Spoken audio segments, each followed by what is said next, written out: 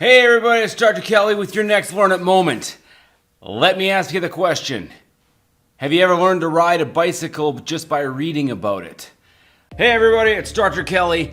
I used to be a teacher in the toughest classrooms in the worst neighborhoods with the most difficult students. And what I learned there changed everything I thought I knew about content creation and delivery. Over the past 25 years, I've taught thousands of students, both in person and online. And what I can tell you is that effective online engagement is the hardest thing you'll ever do without guidance. So I've dedicated this channel to showing people exactly how to capture attention, hold engagement, and create transformation. Every single part of it. I love learning, I love teaching and making an impact, and that's all you're gonna find right here. Well, I feel like there's a lot of presuppositions in education that don't facilitate actual, what I call informational utility within the education system. And let me tell you why this is of massive value to you, because once you start to analyze the quality of the information that you're creating and the intended outcome for the user or the consumer of that information, you're going to analyze it very, very differently. And that's what I want for you. I want you to look at content creation in terms of where are we actually going with this? What's the desired outcome for the consumer of that education? And when you look through it with that filter, it's going to look very, very differently. And so some of the words that I use, I need to define because they're not normal words. In fact, I make some of this shit up. Take, for example, I don't like the word education. I don't find that it instills excitement in people. It is very the opposite of what I'm about, which is engaging people to lean forward into the conversation, hopefully trying to get more of what you and I am delivering. And in order to do that, you can't use words that have really negative connotations already attached to them.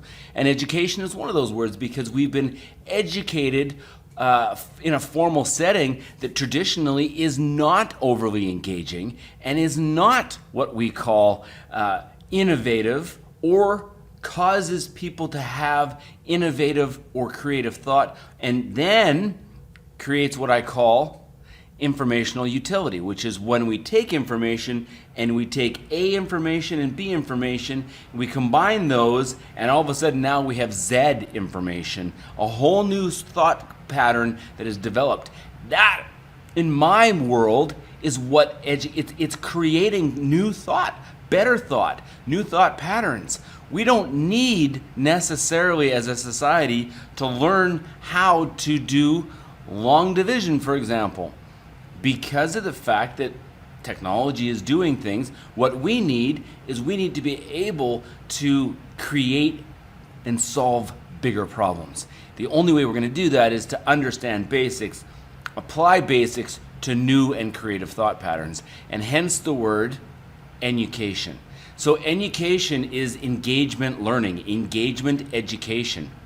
And it looks at the learner, the user, the consumer of that information very, very differently. And that's where we start kind of, let's use a baseline to say, hey, how do we get there? How do we get to a place where we have what we call engaged learning? And we do that, I believe, first by breaking apart the old stuff and looking at, the 30,000 foot view. Where are we going? What do we want our consumer of information to get out of this? Like, wow, when you look at that one question alone over your content and you start to analyze your content and you say, hey, this is where we want to go. Will this page of content, will it actually get us there? Or is it just old antiquated stuff that, Abraham Lincoln threw in and we're still using it today? Because you're going to find when you start shifting your lens during content creation and content regurgitation, you're going to find some of your stuff is like, no, dude, we don't need this. This doesn't help us. It doesn't vault our consumers of information forward. In fact, It might just be a road barrier. It might be the way that it's always been done. And boy, if anything I can get through to you today, it's the way that things have always been done is no more. We are breaking the molds with regards to the way things have always been done. So first we're going to do is we're going to look at that 30,000 foot view and say, where do we want to go? The next thing that we're going to do is we're going to make corrections along the way, right? This education has to be flexible. It's going to morph and change all the time. We have now the ability to get feedback so much quicker than we've ever had it before. What does that do? Well, it does amazing things if we utilize the feedback. If we start to utilize the incoming messaging that we're getting from our consumers, we can actually make adjustments to the content creation system. We can pull out old content and put in new content at record speed. We don't have to send an entire book to the publishing company anymore and say, oh, you know what? Chapter 2, no, that's wrong. We found new science that said that we shouldn't have said that, because that's how it's been in the past, right? That's why we need chapter, the 11th edition of the same textbook, because, oh, you know what? We added a new paragraph to it, plus we're going to increase the cost of the textbook now, so it's $180 for a student to buy a single freaking textbook. Come on, guys, that's gone. That's ridiculous. That's history. Let's all get on the same page and say, with education, man, it needs to be flexible. It needs to be mobile. We need to be able to institute changes quickly. And this is where, I really want people to figure out, how they can make these changes in their own content. It's how can we actually create a system for these consumers of our content by able to think less but do more. Now, this is crucial because traditionally we've spent a great deal of time sitting, thinking, stewing, intellectualizing, but very little in the doing. And in the doing is when mastery happens. We need to do earlier.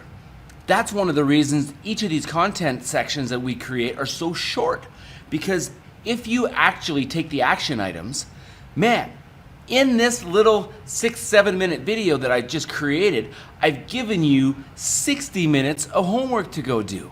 Well, now that is how we start to create mastery, because you're going to take this little tidbit and now look at your content, pull one course out, anything that you've got, and say, I'm going to go through this thing piece by piece, see if it's engaging, see if it's actually pulling learners forward, see if the stuff that in here is drivable, useful, will direct users, consumers, to where we want them to go, and I'm going to get rid of all the stuff that isn't helpful.